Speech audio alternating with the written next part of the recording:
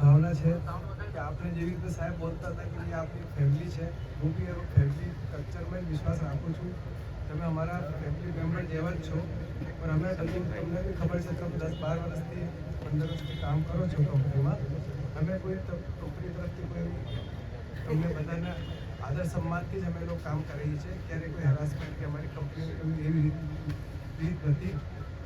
ઓર તમે જો માંગણી જો રાખી હતી તો એ કાલે બી હું તમને બધાને બતાવ્યું કે ખાલી 2 મુદ્દા સિવાય બીજા જો મુદ્દા હતા એ તો કંપની હા જ પાડી હતી. તમને એકવાર પાછી હું તમને જો અમે હા પાડી હતી એ માટે તમને બ્રીફ કરી દઉં છું કે કંપનીમાં તમે કોઈ ઓવરટાઈમ બાબત, ઓવરટાઈમમાં શું છે કે અમારે 8 કલાક શિફ્ટ અમે લોકો તમને કામ કરાવીશું, પણ 8 કલાક પછી અમને અગર સપોઝ કરો કોઈ કામની જરૂર થશે તો અમે જો ગવર્મેન્ટનો નિયમ છે એ અમે લોકો પાલન કરીશું.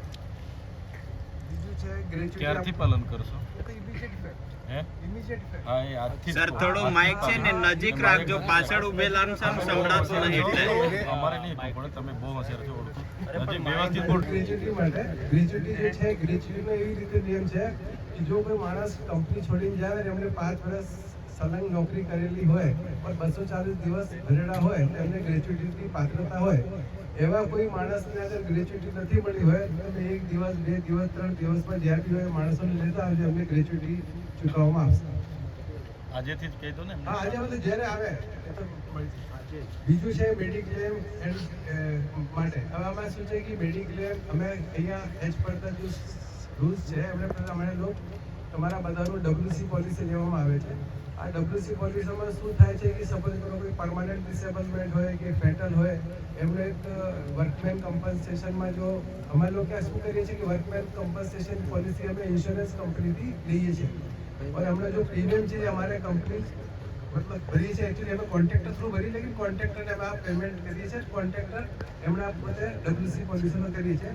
એમણે જો પ્રાવધાન છે અમે લોકો પાલન કરીએ છીએ. લેકિન સાહેબ જેવી રીતે કહું કે અમારે સપોઝ કોઈ કંપનીમાં કોઈ ઈજા થઈ જાય એ બધા તમને ખબર જ છે. અમે લોકો પ્રાઇવેટ હોસ્પિટલમાં કે જ્યાં બી હોય અમે લોકો ઈલાજ કરાવી તો બધું એમનો જો ખર્ચો હોય અમે લોકો કમ્પ્લીટ ભરીએ છીએ. और એમને જેટલા દિવસ કામ પર માણસ નથી આવતો એમને અમે લોકો પગાર બી ચૂકવીએ છીએ. આ સિસ્ટમ અમે લોકો ચાલુ રાખી.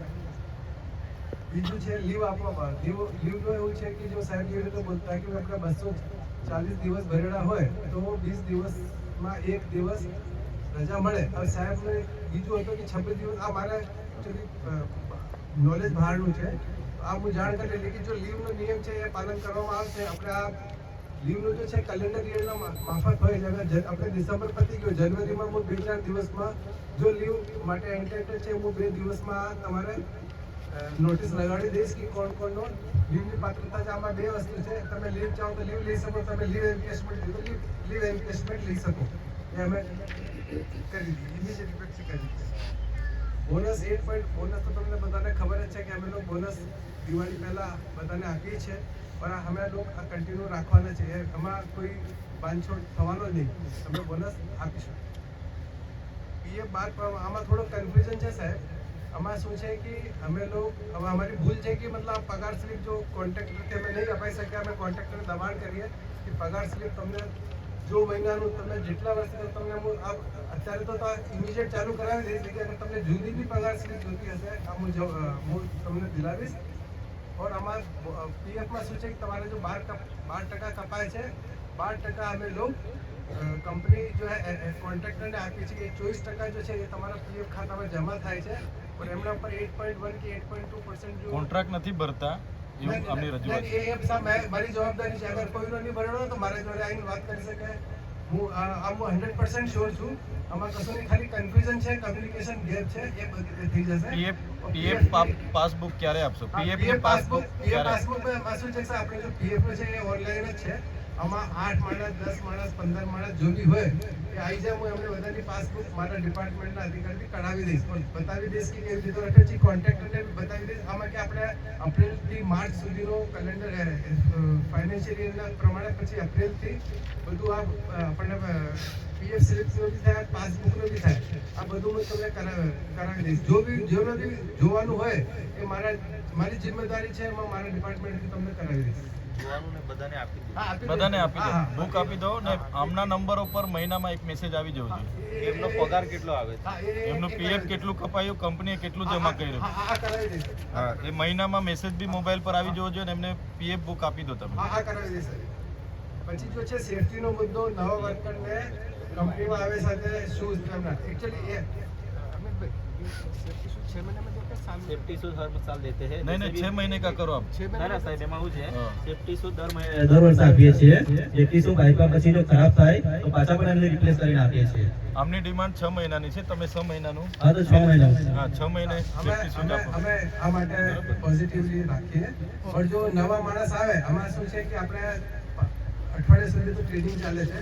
ટ્રેનિંગ પત્યા પછી અમે લોકો એમને સેફટી શૂઝ આપી દઈએ, એમાં કોઈ વાંધો 15 નથી. થી 20 દિવસ એમને જોઈન પછી આપી હા, એ અમે લોકો 6 મહિનામાં બદલી આપજો. હા અને અમે સાહેબ 2 મહિના બી કોઈનું ખરાબ થઈ ખરાબ જાય થઈ જાય, સાહેબ, બદલી કાઢીએ. change કરી નાખીએ. એવું નથી કે અમે લોકો એવું રાખીએ. કામદારની હા બીજું કામ આમાં શું છે કે આમાં 2-3 વસ્તુ છે જો હું વાત કરવા માંગુ છું. સપોઝ કરો જે રીતે અમારી કંપની વચમાં મેટલ એક્સિડન્ટને કારણે મેટલને કારણે કંપની બંધ હોય તો અમે લોકો સાહેબ કોઈ બી કોન્ટ્રાક્ટ કારીગરને અમે લોકો ઘરે નથી મોકલતા. એમને અમે કામ પર જ રાખીએ છીએ. અમે પછી જો અમારી જોડે જો કામ હોય એ કામ અમે કરીએ. લેકિન હા જો એવું કામ છે કે કલરનું કામ છે કે આ આપણે બાથરૂમ નથી આ જો હા એ શું બોલે છે આપણે ગટર સાફ કરવા છે, એ બધું કોઈ નહીં થાય. તમારાથી લાગતા કરતા એ જ કામ અમે લોકો કરીએ. બાકી કોઈ પ્રોબ્લેમ હોય કમ્પ્લેન હોય તો તમે અમને HR ના ના ડિપાર્ટમેન્ટને એમની ફરિયાદ છે ટોયલેટ આપણે ગટર સાફ કરાવે છે, કલર કામ કરાવે છે, આજેથી બંધ. એ કલર કામ નહીં કરવાનું, એ ગટર કોઈ- કામ નહીં કરવાનું. હા, બસ. આજેથી જો જ આપણે બંધ. ડિપાર્ટમેન્ટમાં સપોઝ કરો આપણને આજે એક ડિપાર્ટમેન્ટ બંધ હોય, બીજા ડિપાર્ટમેન્ટ એમને જો કામ હોય તો આપણે જો કરવું હોય તો કરવું પડે. પણ ખાલી જો આપણી જો વર્ક પ્લેસ છે, વર્ક પ્લેસ આપણે જો સાફ રાખીએ બસ આજ એમાં કોઈ તમારે એ કરવાની જરૂર તમે નથી. જ્યાં કામ કરો છો એ એટલે જ કાંઈ નહીં. હા, એ જ કાંઈ નહીં. જેટલા બી મુદ્દા ઓન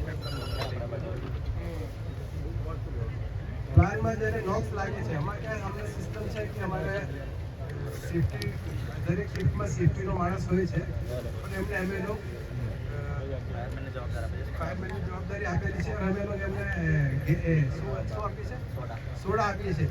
તો તમને બોલે કે જીએમની કોઈ પરમિશનની જરૂર નથી, અમે લોકો કરતા નથી. આ સેફટી જો અમારો માણસ એ અરેન્જ કરે છે.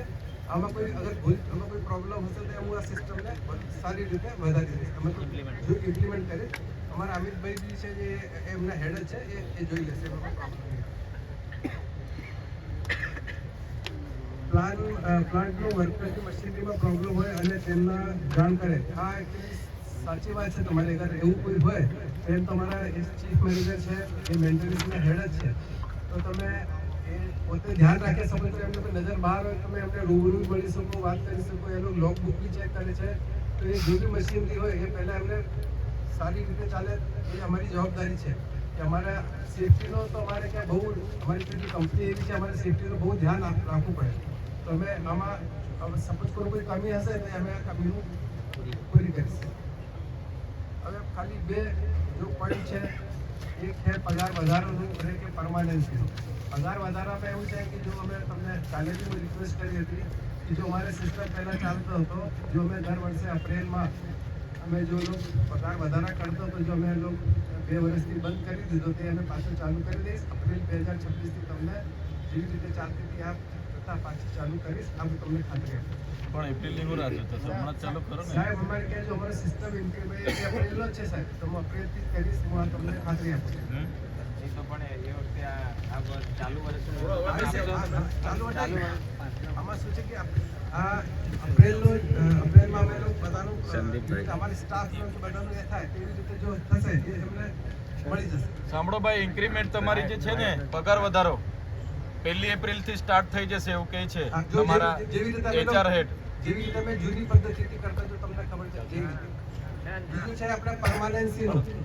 બીજું જો પરમાનન્સીનું છે, પરમાનન્સીનું કાલે બી રજૂઆત કરી લેકિન સાહેબ મને વારંવાર કરતા હતા. અમે અમારા ડાયરેક્ટરને હું તમને ખાલી આ કરું કે ભાઈ હું એકવાર પાછી રજૂઆત કરીશ અને એમનેથી વાત કરીશ કે ભાઈ આ મુદ્દા પર સહાનુભૂતિ પૂર્વક કરે. લેકિન આ મેનેજમેન્ટનો છે એ એમાં જો ડિસિઝન આવશે અમારા બોર્ડ ઓફ ડાયરેક્ટર દ્વારા એમનું અમે પાલન કરીશું. કઈ રીતના આપણે સિનિયોરિટી પ્રમાણે કરશો, વર્ષ પ્રમાણે કરશો? આમાં જો ડિસિઝન અમારે મેનેજમેન્ટથી લેવા આવશે, અમે લોકો તમારો જો પોઈન્ટ છે એ બધું અમે ઓલરેડી મોકલેલો છે, પછી હું રજૂઆત કરીએ.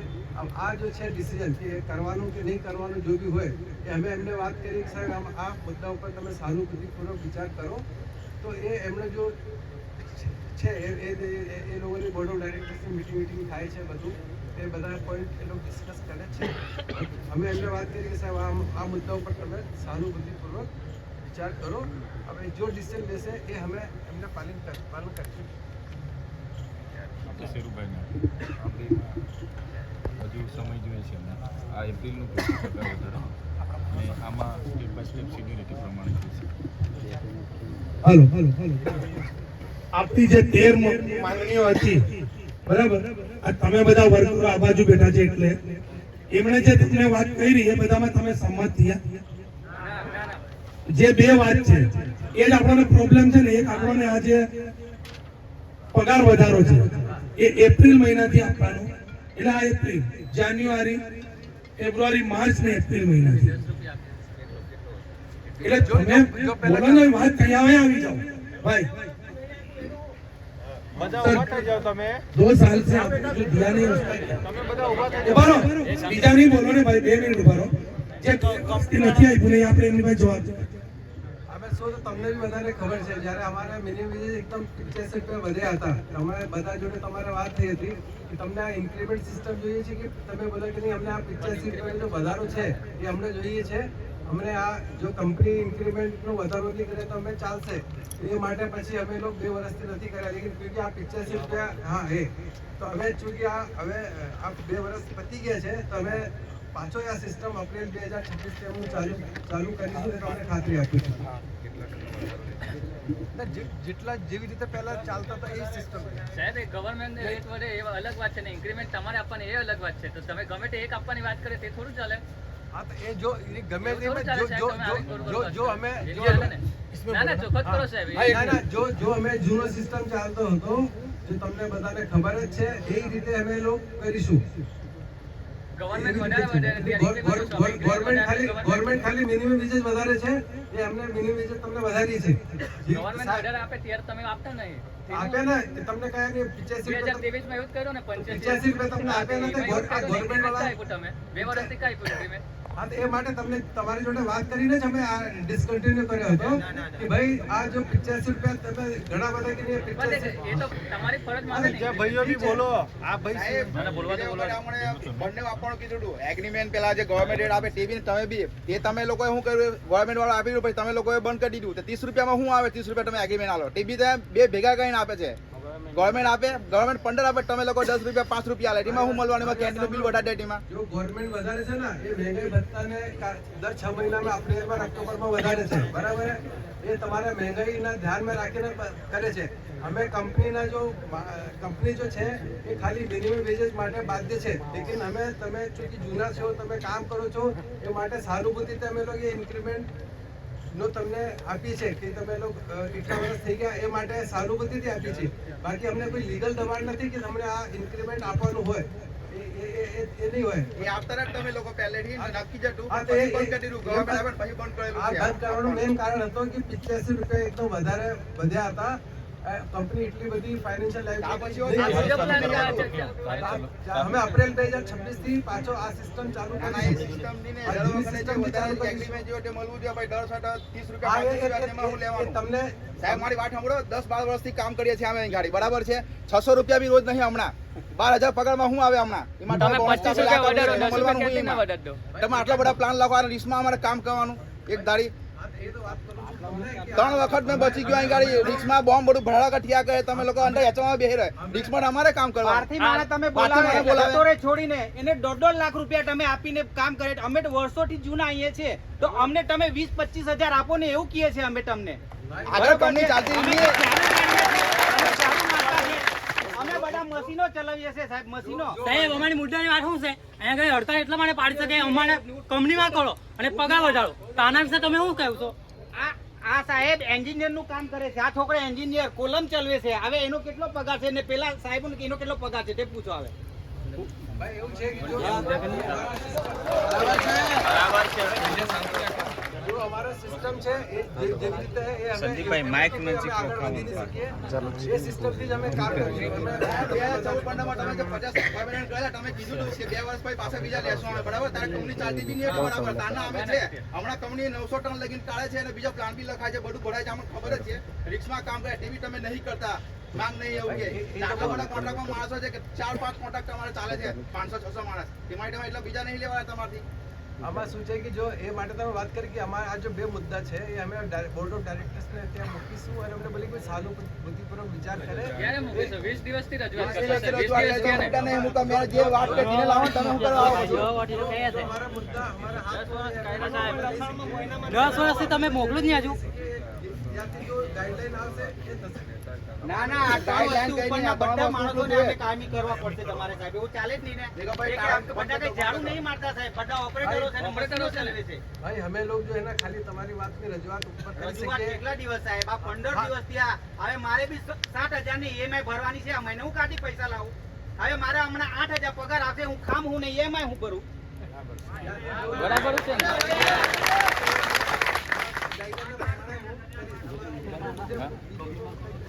બીજું નહીં સાહેબ, permanent પહેલા તો કરવું ત્રણનું પડશે જોવે જ અમારે. તમારે. પગાર પછી આ ચાલુ રહે, પગાર ને આપવું પડે. કંપનીમાં કરો આપો તમે એમાં તમે ટૂંક સમયમાં કરતો ને શું વાંધો છે તમને? તમારે તો ખાલી ઉપર કંપનીને જાણ જ કરવાની છે ને જાણ કરવાના જે ગાઈડલાઈન જે આવશે તમે જે રૂલ શું કરા પકડો તમે અત્યારે જરૂરિયાત શું છે આપણે રૂપિયા વધારે, એમાં બી પાછી હાજરી જોઈએ. એટલે પાછો કટ કરીને 20 રૂપિયા આલે.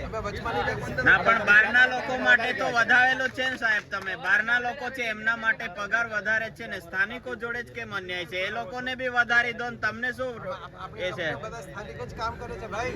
બીજી બધી કંપનીમાં બહારના સાહેબ, અમારી કંપનીમાં હવે સ્થાનિક જ આપણે બીજા બધા વાત કરતા તમે એક વાત તમે આ પરમેનન્ટ વાળું તમે કેટલા એમાં કરશો?